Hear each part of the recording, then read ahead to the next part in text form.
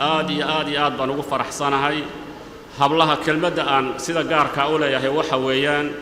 haddaan juhdigan iyo dadaalkan iyo maaragtay kitaabka Ilaahay oo la xambaarsiiyay sidan maxaan dhahay in loogu dadaalin xagay horta ka imaanayaan oo ay ka soo baxayaan hablaha halka amaanta iyo shahaado sharafta Ilaahay uu ku siiyay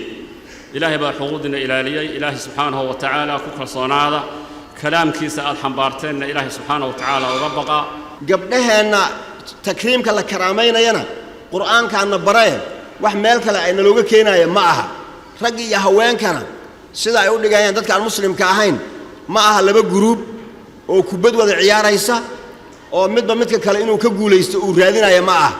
ee waxay yihiin hal group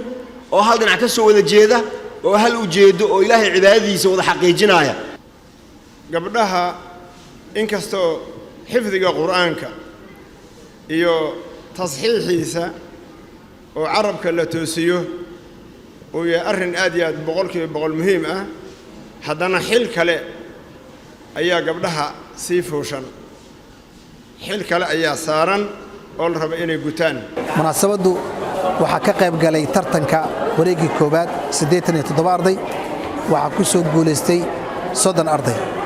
30 ka arday tartan labaad loo qabtay waxa ku guuleystay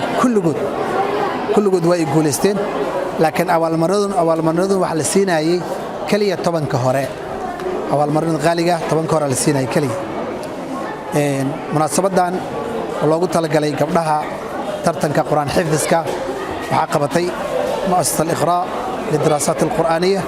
wana sanadkii koobaad waxayna jeceshay fi kulli sana in la qabto diila idmo anigoo Zakiya Maxamed Aadam maanta waxa ku faraxsanahay inaan heerkan soo gaaro Ilaahay amarkiisa ayaan ku soo gaaray ma aha wax aniga aan keensaday waa Ilaahay tawfiiqdiisa dhammaan waxa uu mahadcelinayaa macallimiinta iyo muassasada kulli wixii asaasay iyo wixii wax ku baxshay iyo wixii soo handisay dhammaan miisaankooda xasanaadkana Ilaahay ugu daro